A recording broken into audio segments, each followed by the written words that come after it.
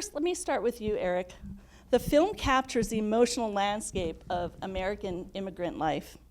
The quiet tensions, the unspoken expectations, and the internal battles people carry. When you were creating Rosemead, what mental health themes from the Asian immigrant experience did you feel were most important to portray authentically? Yeah, it was, it was absolutely about all the family dynamics that, are there to begin with, before, mental health or mental illness even comes into the conversation. Like the willingness to lie to each other, or to not share the truth with each other, because you want to protect them, or protect your loved one.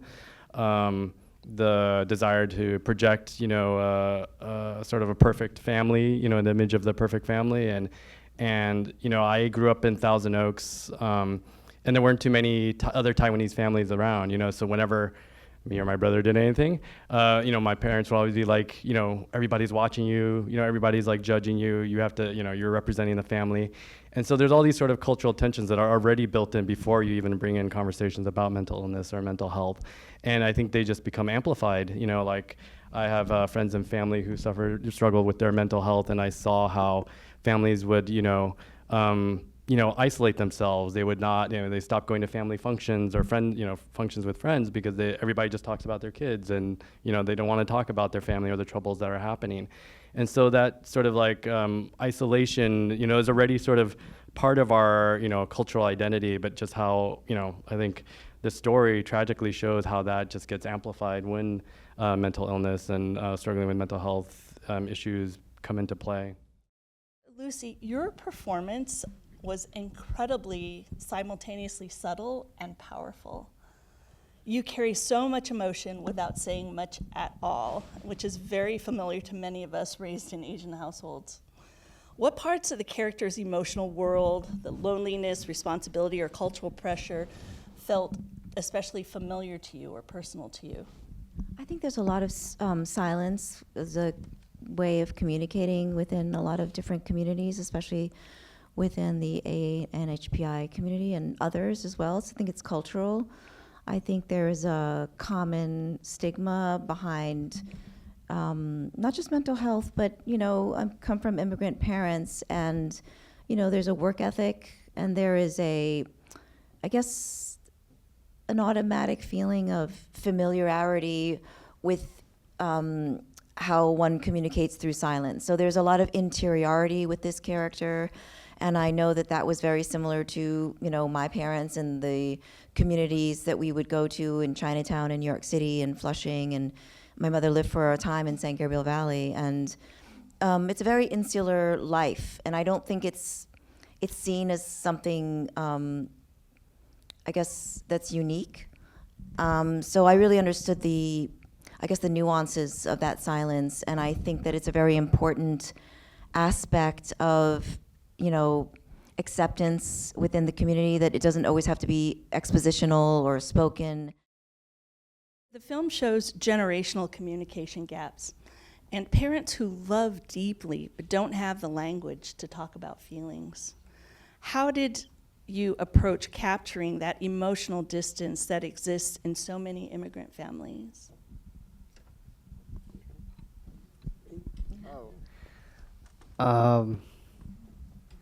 That's an interesting question. I think I've never really thought about the generational part of it, but that absolutely is. I think every generation is raised differently, especially if you're raised in different places. Irene grew up in Asia, and Joe grew up in America, obviously. So there is differences in the language and obviously the culture when it comes to mental health.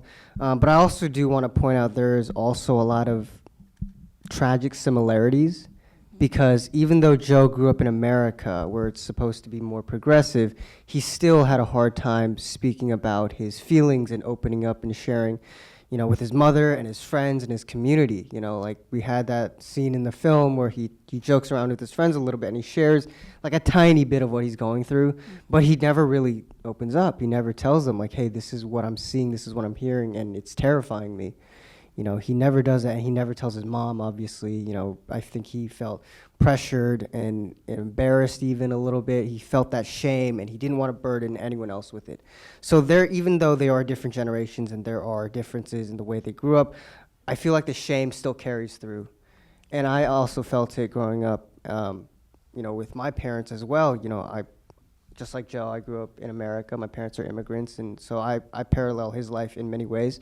But I still felt that shame too. Like when I was going through some, mental health struggles or something that I didn't want to talk about, it was very hard to talk to my parents about that. It was hard to share it with my community, and it's something that I'm still learning to this day. And I hope that other people can learn to do that as well, because I think it is so important. In your view, what are the biggest roadblocks Asian immigrants face in accessing mental health care, whether it's stigma, language barriers, cost, or the belief that therapy is only for foreigners or only for crisis? I mean, I think, absolutely about the stigma and the unwillingness, like kind of like what we spoke about before, the unwillingness to show weakness or to show vulnerability with people outside your family. There's the idea of saving face and projecting an image of your family. What I really love about the film that Lucy and Lawrence portray so beautifully is how different they are together privately in the home versus outside in public, right? And we have this very different dynamic, like a looseness. You can feel the love between them and their interactions, but once you're outside in the world, it's like you have to project a totally different sort of image, right? And that carries across to like the stigma of mental illness. It's like it's admitting some sort of weakness or failure or vulnerability, and the unwillingness to do that, I think, is a big roadblock, and it's I can see it in the generational gap. Like me and my siblings are more willing to talk about it with each other, but there is this barrier there when talking to my parents about it. I think this movie hopefully shows the daily struggle of what people go through, because we don't know what goes on behind closed doors. We truly don't know. We can judge, oh my God, they're wearing the same jeans. Oh, they seem so unkempt, they don't shower. Like, do you know what's going on? Can they pay their water bill? Did you even ask them, can you help them? Like, it's so easy to judge from the outside, but not know what's going on truly on the inside. I think that's such an important thing to focus on, is being forward focused and seeing what can happen in the future, what changes can be made, how can communication be different, how can acceptance be different. I want everyone who watches this film to know that it's okay to reach out. I think that is something that is so tragically missing in Joe and Irene's life and in so many people around the world. They feel trapped, they feel isolated, and they feel like it has to be that way, and it doesn't have to be that way. And so for all of you guys watching and everyone who may watch in the future, or if you know someone who hasn't seen it but might be struggling in that way, I just want the message to be that you can reach out, that there are people available, and that you do not have to deal with everything alone. It is not only your responsibility. We are a community. We are here for each other. Thank you, Lawrence. Come work for us at Department of Mental Health. It takes all of us together to break this cycle, to end the silence, to be there for each other, not just for our patients or our families, but each of us, right?